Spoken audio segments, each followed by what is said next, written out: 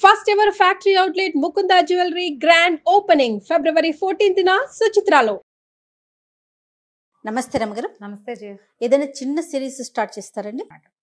పూర్వం ఎప్పుడో ఎన్నేళ్ల క్రితం ఒక పల్లెటూళ్ళలో ఒక రైతు ఉండేవాడు. ఆయనకి 2-3 కుమారులు ఉండేవాళ్ళు.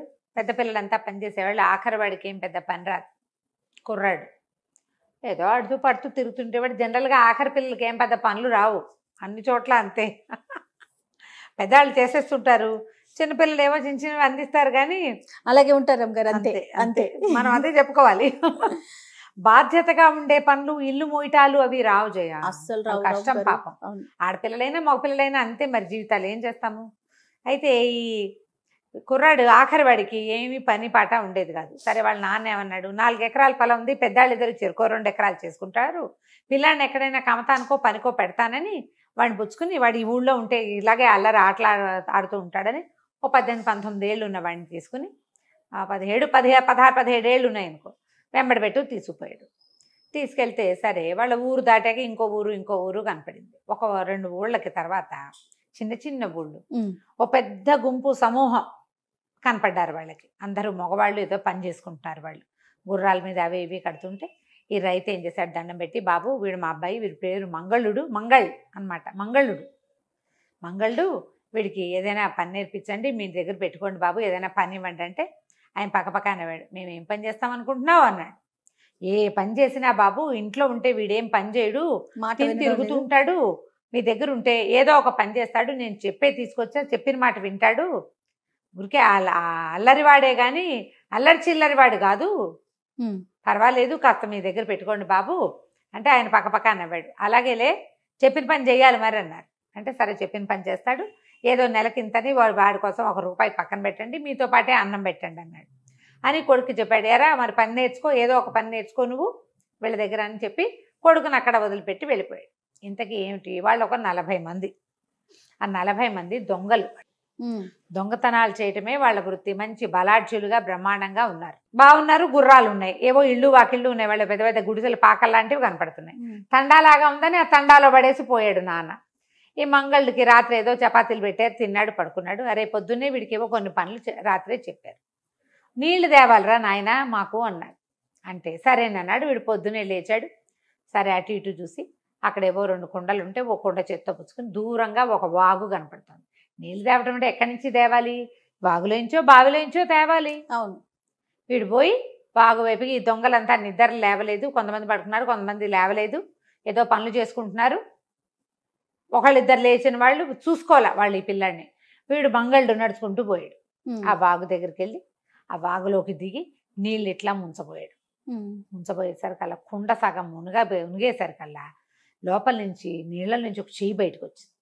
ఒక ఆడవాళ్ళ చెయ్యి. దానికి కంకణాలు, ఉంగరాలు, నాజుగ్గా తెల్లగా పువ్వుల్లే ఉంది. టక్కిన వీడు మణికట్టు పట్టుకునేసరికల్లా వీడు భయపడసా. మా టెంపరి వాడు వాడి బేసిక్ క్యారెక్టర్ టెంపర్తనం, భయం అదుపు లేదు వాడికి. వాడు చేతిని విదిలించేసుకుని బాగా విసిరి కొట్టేశాడు. విసిరి కొడితే ఆ విసిరే సమయంలో ఏమైంది, వీడి నెత్తి మీద ఏదో పెట్టి కొట్టిద్ది ఆ చెయ్యి. కొట్టేసరికల్లా తల మీద దెబ్బ తగల కానీ నెత్తి మీద చేయి పెట్టుకున్నాడు వాడు. స్పీడ్గా నెత్తి మీద చేయి పెట్టుకున్నాడు.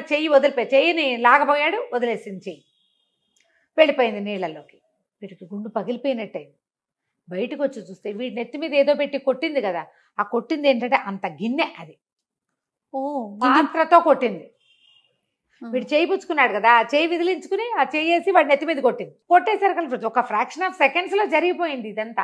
వీడు మళ్ళీ ఆ చేతిని పట్టుకోపోయాడు కానీ అది నీళ్ళల్లోకి వెళ్ళిపోయింది. పైగా మాడ అదిరిపోయింది వాడికి.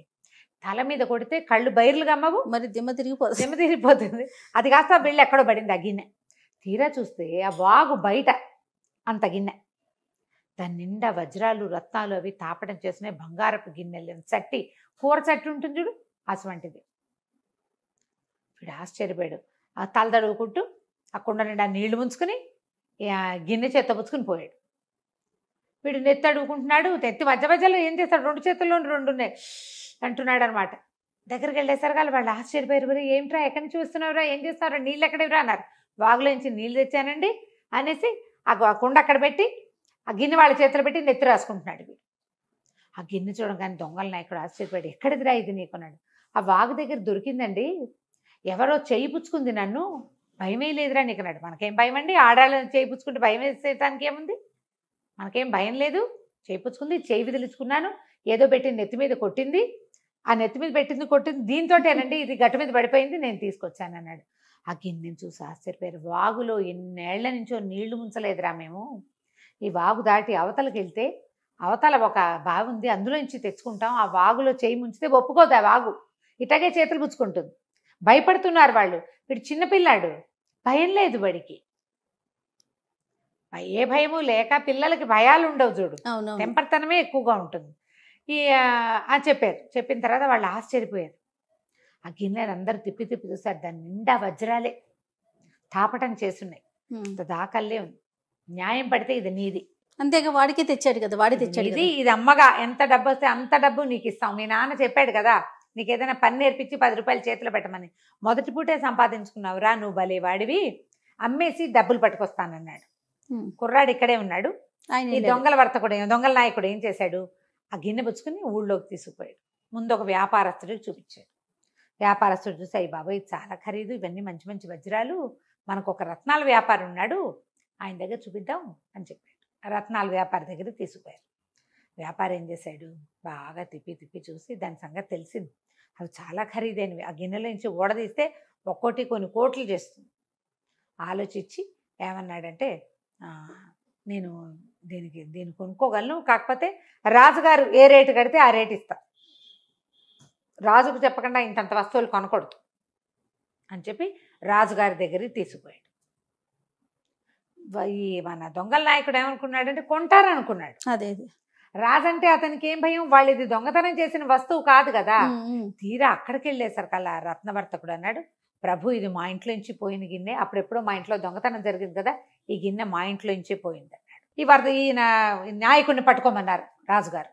సైనికులు వచ్చి బంధించారు. ఆ నాయకుడు ఏం చెప్పాడంటే, అయ్యా మేము దొంగలమే వృత్తిరీత్యా, కానీ మేము ఈ మధ్యకాలంలో దొంగతనాలు చేయలే, అసలు ఈ ఊళ్ళోకి రాలా మేము, ఈ మధ్య మేము ఈ వర్తకుడి ఇంట్లో దొంగతనం చేసింది కాదు, ఈ వస్తువు వాగు దగ్గర మా దగ్గర పనిచేసే కుర్రవాడికి దొరికింది, కావాలంటే మీరు పిలిపించండి, 39 మంది నా తోబుట్టువులు బంధువులు ఉన్నారు అక్కడ, కుటుంబం దొంగలం అందరం, ఒక కుర్రాడు ఉన్నాడు పల్లెటూరు వాడు, రైతు కొడుకు, కావాలంటే పిలిపించండి అన్నాడు. వీడికి ఏం భయం.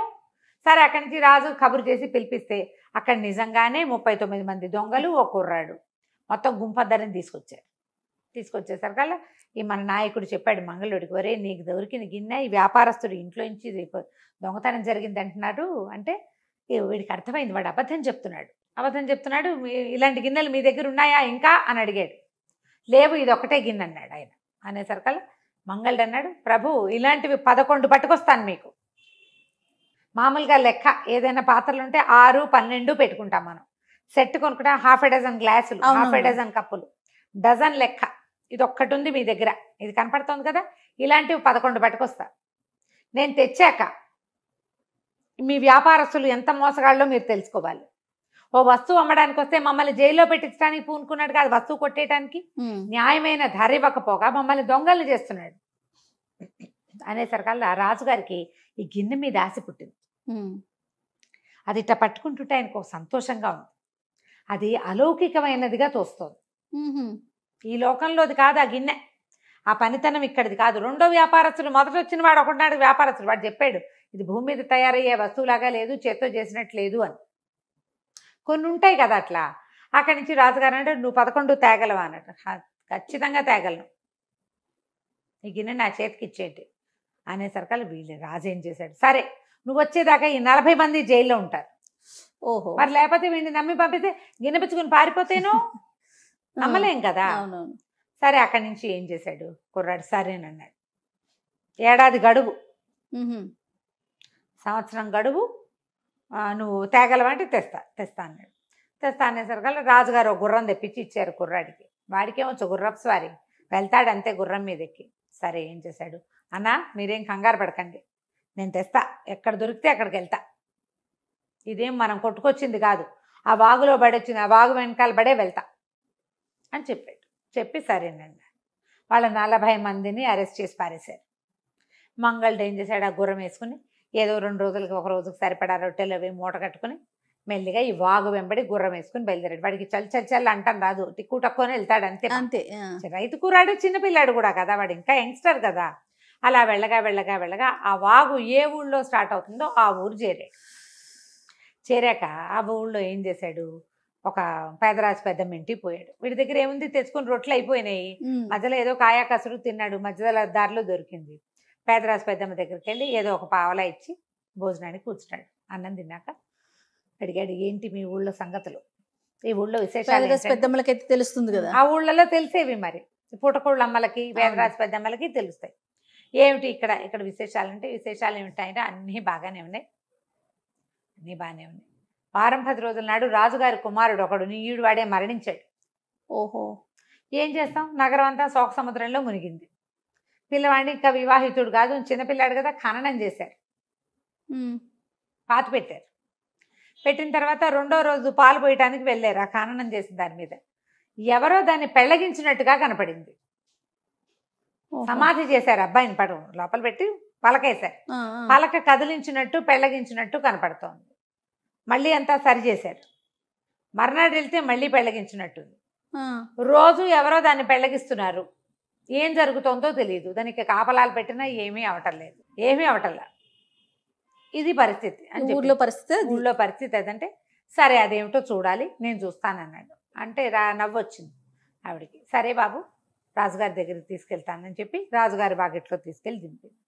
రాజుగారు కూడా ఈ ఓల్డ్ స్టోరీ ఈవిడ చెప్పిన కథే చెప్పాడు. రోజు కాపలాలు వెళ్తున్నాం, మా వల్ల అవటం లేదంటే, నేను ఉంటానండి కాపలా అన్నాడు. అంటే ఇంతమంది సైనికులు ఉంటున్నా అవ్వట్లేదు రా నాయన, నువ్వు చూస్తే చిన్నపిల్లాడివి, సరే నీకేం కావాలో చెప్పు అంటే, ఓ విల్లు బాణము, ఓ గద, అలా కత్తి అలాంటివి ఇవ్వండి అన్నారు.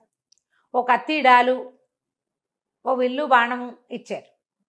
అవన్నీ తీసుకుని మెల్లిగా తన గుర్రం ఎక్కి రాత్రి శ్మశానం దగ్గరికి వెళ్ళి గుర్రాన్ని బయట వదిలిపెట్టి ఈ భుజాన విల్లు అవి వేసుకుని కత్తి వరలో పెట్టుకున్నాడు. ఆ డాలు వీపు కట్టుకున్నాడు.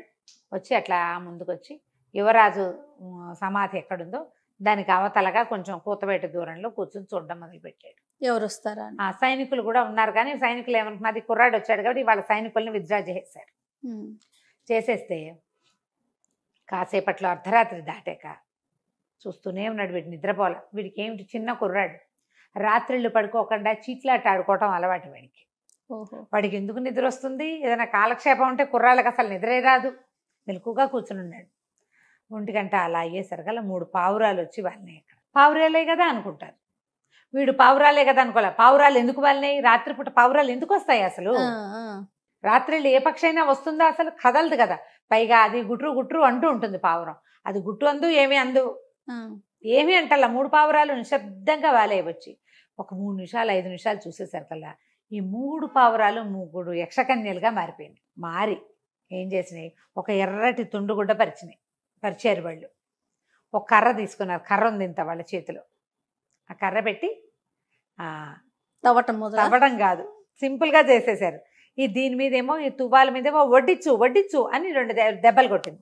ఆయన పెట్టంగానే టకా టకా టకా అన్ని సామాన్లు వచ్చేసేసినాయి, బోల్డ్ అన్ని ఖాద్య పదార్థాలు. అక్కడి నుంచి ఇంకొక ఆవిడ లేచి నిలబడి అక్కడి నుంచి ఈ మన సమాధి ఉందిగా, సమాధి మీద కొట్టింది.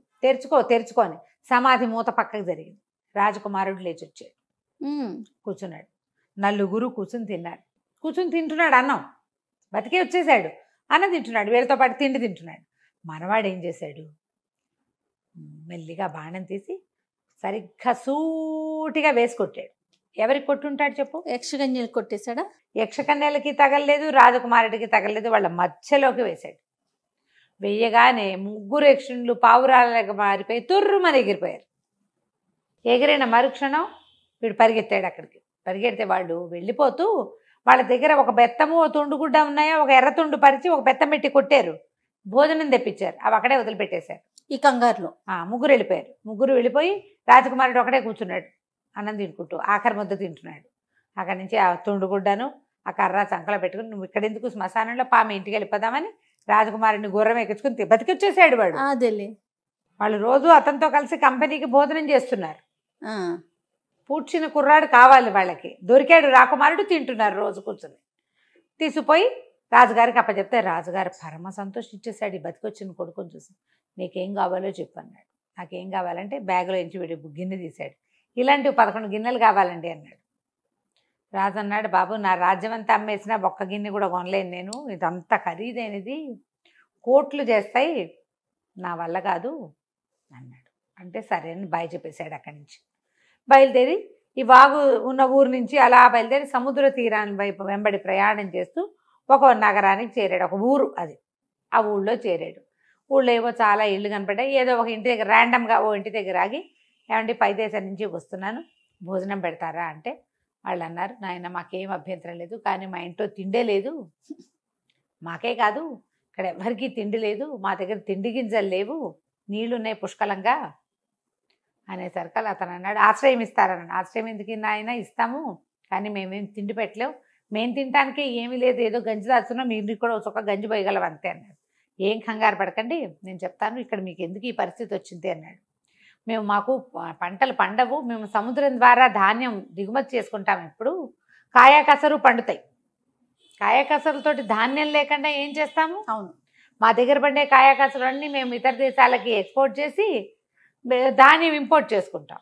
ఈ మధ్యకాలంలో ధాన్యం తెచ్చేటువంటి నావలని ఏ సముద్రంలో మునిగిపోతున్నాయి ఒక చోటవి, ఎందుకు అలా అయిపోతున్నాయో తెలియదు. 1000 బస్తాల ధాన్యాలు కూడా మునిగిపోయినాయి, ధాన్యమే లేదు, గింజలు లేవు మా దగ్గర, ఒట్టి కూర వండుకుని ఏం తింటాం, కొన్నాళ్ళు తిన్నాం, అవి వంట పట్టటల్లా, బేస్ లేనిదే వంట పట్టదు, అట్లా బాధపడుతున్నాడు ఆయన, గింజ లేదు మా దగ్గర అంటే. సైతన్ అన్నాడు, ఏం పర్వాలేదు అని చెప్పి తువ్వాలు పరిచి కర్ర పెట్టి వడ్డించు వడ్డించు అని దెబ్బలు కొట్టాడు. కొట్టంగానే టకటక ఆహారం వచ్చేసింది. పిలవండి మీ వాళ్ళందరినీ భోంచేద్దామని అందరినీ పిలిచాడు. పిలిస్తే సరే అందరూ కలిసి భోజనం చేశారు. వాళ్ళంతా సంతోషించారు. భలే మంచి పని చేశావు నాయన అంటే, మీ సముద్రంలో వచ్చిన సమస్యను నేను తీర్చగలను, నేను ప్రయత్నం చేస్తా, నన్ను మీ రాజు దగ్గరికి తీసుకెళ్ళమంటే రాజు దగ్గరికి తీసుకుపోయారు. రాజుగారు చెప్పాడు, ఏమన్నాడంటే, మరి మాకు ఇట్లా సముద్రంలోనే ఏదో సమస్య వస్తుంది అంటే, నేను చేస్తానండి. ఇతను ఇట్లా గాల్లోంచి భోజనం సృష్టించాడని తెలుసుకుని రాజుగారు ఏం చేశాడు, ఒక నావ ఎక్కించి ఒక పడవ ఇచ్చి పంపించాడు. ఆ పడవలో చాలా మంది ఉన్నారు. ఎక్కడ నావ మునిగిపోయిందో అంటే ఈ ధాన్యం తెచ్చిన పడవలు ఎక్కడ మునిగిపోతున్నాయి ఆ షిప్పులు, అటువైపు తీసుకెళ్ళండి అన్నారు అని చెప్పాడు. ఈ పడవ అటువైపు వెళ్ళేసరికల్లా ఆ పడవ అందాక వెళ్ళి, పడవ అంటే చిటి పడవ ఏం కాదు, అది పెద్దదే, చాలామంది ఎక్కారు దాని మీద. సముద్రంలో నుంచి ఒక చెయ్యి వచ్చింది పైకి, అదొక స్త్రీ చెయ్యి, దానికి కంకణాలు ఉంగరాలు అన్నీ ఉన్నాయి, అది ఇట్ట పట్టుకుని లాగేస్తుంది. ఓహో, ఇతనేం చేశాడు, ఆ డెక్క మీద నిలబడి కాళ్ళు 2 మెలికేసి దానికి కిందకి వెళ్ళాడు. ఆ చేతిని ఒక్క తోపు తోసాడు. మామూలు చెయ్యి అది, పెద్ద రాకాసి చెయ్యి కాదు, చెయ్యి పైకి లేస్తోంది, పట్టేసుకుంటుంది. ఈ పడవ తాలూకు తాడునో ఆ చుక్కాన్ తాలూకు కింద ఉండే కనెక్షన్నో పుచ్చుకు లాగేస్తోంది. అడ్డం బోర్ల పడిపోతున్నాయి అవి. అది నీటిలో ఉండే బలం ఏదో ఉంది దానికి. ఈ చెయ్యి పుచ్చుకుని ఇట్లా బలంగా తోసే సమయంలో ఏమైంది, చేతికి ఒక రత్న కంకణం, ఆ కంకణానికి ఉన్న సీల ఉడిపోయి కంకణం వీడి చేతిలోకి వచ్చేసింది. చెయ్యి పక్కకి వెళ్ళిపోయింది. ఆల్రెడీ వీళ్ళకి ఇంకో నావ వస్తుంది అట్నుంచి ధాన్యంతో, ఆ నావ సింపుల్గా వచ్చేసింది. ఆ చేయలేకపోయేసరికి ఆ కంకణం చేత్తో పుచ్చుకుని రాజుగారి దగ్గరికి వెళ్ళాడు. వెళ్ళాక రాజుగారు అన్నాడు, ఎంత పని చేసావు, నీ వల్ల కదా మాకు ఆ చెయ్యి కనపడలేదు, మేము పరిశీలించలేదు, ఇప్పుడు కాబట్టి తెలిసింది, ధాన్యం అంతా నీటి పాలైపోయింది, పోన్లే ఈసారి ధాన్యమైనా వచ్చింది అబ్బాయి, నీకేం కావాలో చెప్పు అనగానే మనవాడు తీసాడు గిన్నె. ఇట్లాంటి 11 గిన్నెలు కావాలి, 40 మంది జైల్లో ఉండిపోయారు, నిద్ర పట్టట్లేదు నాకు, నా వల్ల ఆ గిన్నె నాకు దొరకకపోతే వాళ్ళు ఈ పరిస్థితికి వచ్చేవాళ్ళు కాదు, రోజులు గడిచిపోతున్నాయి, వాళ్ళంతా జైల్లో పడి మగ్గుతున్నారు, ఇట్లాంటి గిన్నెలు కావాలంటే ఆయన అన్నాడు, ఇది నాకు తెలీదు, నేనేం చేయలేను, మా దగ్గర లేవు ఇవి, నా కుమార్తె నుంచి పెళ్లి చేసుకో కావాలంటే అమ్మాయి నుంచి పెళ్లి చేస్తాను. కుర్రాడు ఒప్పుకోవాలి, వద్దులేండి నా ప్రయత్నం నేను చేసుకుంటాను అన్నాడు. అయితే ఆ గిన్నెని బాగా పరిశీలించారు. రాజుగారు ఏమన్నాడంటే సైన్యాధిపతిని పిలిచాడు. యక్షిణులు భోజనం చేసే చోటు నీకు తెలుసు కదా అని అడిగాడు. సైన్యాధిపతికి తెలుసు అన్నాడు. అయితే ఈ అబ్బాయికి ఏం చెప్పాడంటే, బాబు ఒక పూట రెస్ట్ తీసుకో, యక్షకన్యలు భోజనం చేసే ఒక చోటు ఉంది మా రాజ్యంలో, కొంతమందికి తెలుసు, బహుశా ఈ పాత్ర వాళ్ళకి సంబంధించింది అయ్యి ఉండొచ్చు, ఎందుకంటే నేను ఒక చెయ్యి కొట్టింది అన్నావు, యక్షులు చేస్తారు ఇట్లాంటి పనులు అని చెప్పేసరికి సరేనని ఒప్పుకున్నాడు. మర్నాడు సైన్యాధిపతి 7 పగళ్ళు 7 రాత్రులు ప్రయాణం చేయించి యక్షపర్వతం దగ్గరికి తీసుకెళ్ళి దింపాడు.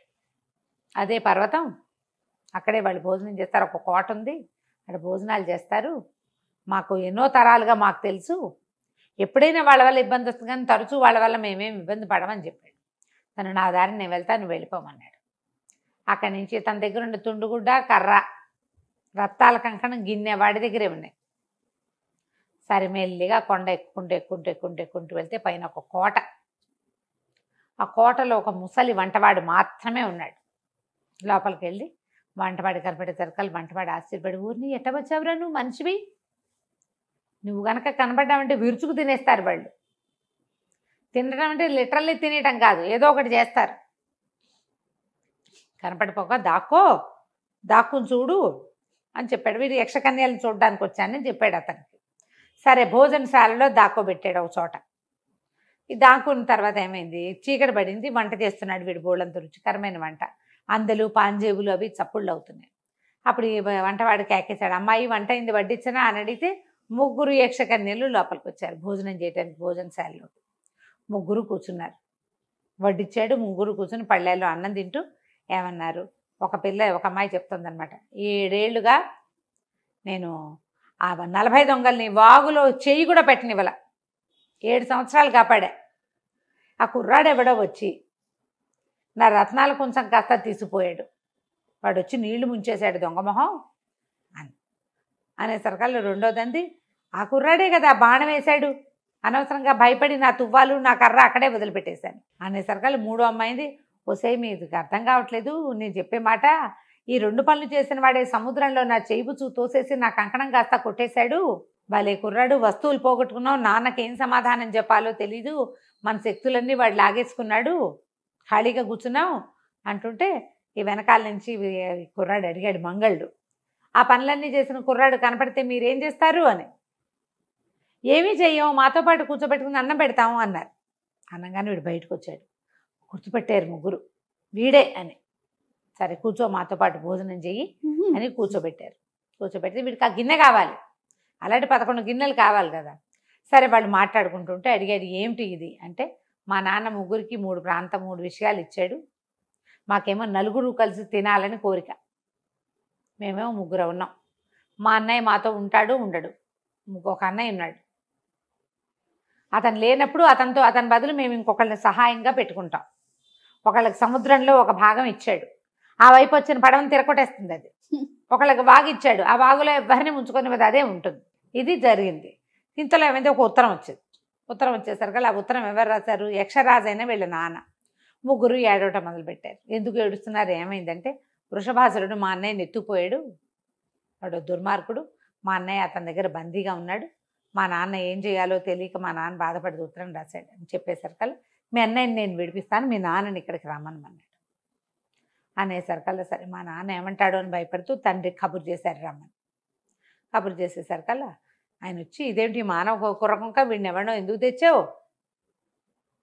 తెచ్చారు, ఇక్కడ ఎందుకు తీసుకొచ్చారు అంటే, అప్పుడు వీళ్ళు ఈ 3 వస్తువులు ఇతని దగ్గరే ఉన్నాయని, ఇతను వచ్చాడని, వృషభాసురుని వీడేం సంపాదిస్తాడు కుర్రకుంక వీడు రాక్షసుడు, వీడేమో కుర్రకుంక, వీడేం చేస్తాడు చిన్నపిల్లాడిలాగా ఉన్నాడంటే, అట్లా కాదు, ప్రయత్నం చేయండి నాతోటి, మీ వల్ల కాదు, వృషభాసురుడు అంటే మీకు భయం, నేను ప్రయత్నం చేస్తాను, నాకేం భయం లేదు, వీడి బలం వల్ల భయం లేకపోవటమే.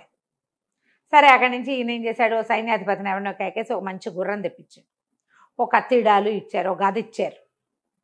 ఆ గుర్రం మీద ఒక ఎగిరి కూర్చుంటాడు. వీడు ఇన్ని రోజుల నుంచి గుర్రం తోలి ఉన్నాడు, స్వారీ వచ్చేసింది వాడికి.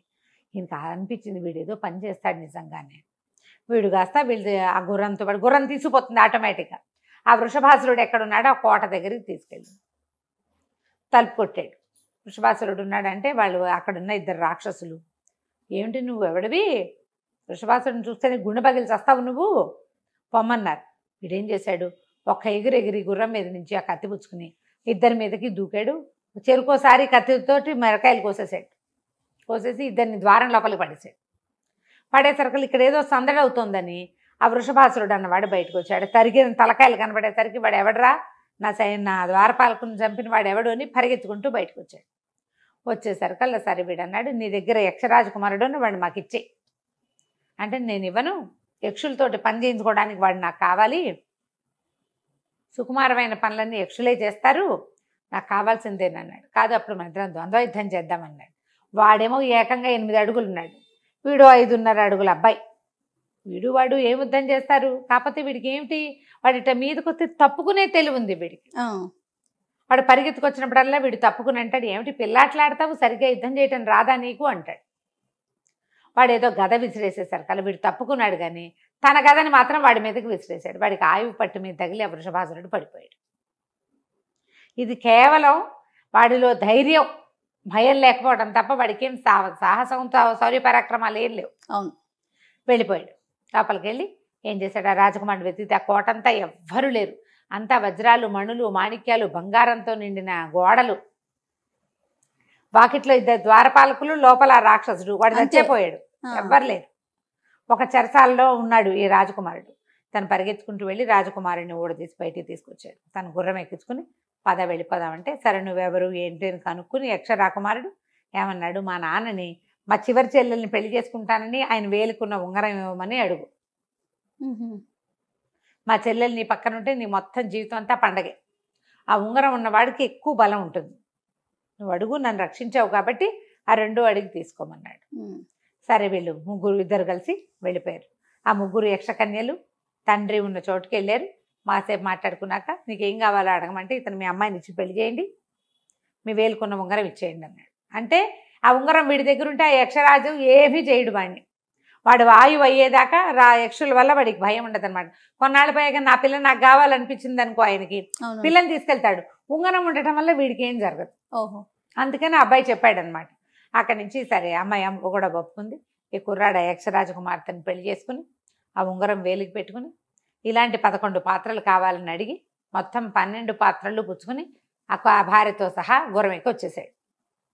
ఈ ఊరు వచ్చేసరికల్లా ఆఖరి రోజు, సంవత్సరమైంది అప్పటికి. ఇతను బయలుదేరి వీళ్ళని 40 మంది దొంగల్ని ఉరిదీయబోతున్నారు. తను పరిగెత్తుకుంటూ వెళ్ళి ఊరు ఆపించి రాజుగారికి చెప్పాడు. 12 గిన్నెలు పేర్చాడు. మీ వ్యాపారస్తుని పిలవండి ఒకసారి అంటే పిలిపించారు. వ్యాపారిని పిలిపిస్తే ఈ 12 గిన్నెల్లో మీ గిన్నె ఏదో గుర్తుపట్టండి అని అడిగితే, ఎట్లా గుర్తుపడతాడు, ఆ గిన్నె అసలు అతనిది కాదు కదా.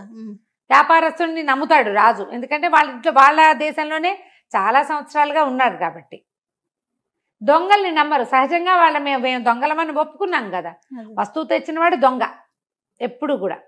దాంతో కుర్రాడు అన్నాడు, చూసారా వీళ్ళు ఎంత అన్యాయంగా ప్రవర్తిస్తున్నారు, మరి వీళ్ళని ఏదైనా శిక్షించండి, మా అన్నయ్యని వదిలిపెట్టండి అంటే 40 మంది దొంగల్ని వదిలిపెట్టారు. రాజుగారికి సంతానం లేదు. ఆయన ఏమన్నాడంటే, ఇట్లా యక్షకుమార్తెని తీసుకొచ్చావు, నాకు నచ్చిన ఒక గిన్నెని 12 గిన్నెలు చేసావు, నువ్వే యువరాజుగా ఉండు, నా తదనంతరం రాజ్యం తీసుకుందు కానీ తన దగ్గరే అట్టు పెట్టుకున్నాడు. మంగళుడు వాళ్ళ అమ్మని నాన్నని కూడా తన దగ్గరికి తెచ్చుకున్నాడు. కలకాలం ఆ రాజ్యానికి రాజుగా ఉన్నాడు. వాడి జీవనం తర్వాత, వాడి మరణం తర్వాత వాడి భార్య యక్షలోకానికి వెళ్ళిపోయింది. కథ కంచికి మనం ఇంటికి. నమస్తే రమ్య గారు. నమస్తే. సుమన్ టీవీలో మీ పర్సనల్ అండ్ బిజినెస్ ప్రమోషన్స్ కోసం కింది నెంబర్కి కాంటాక్ట్ చేయండి.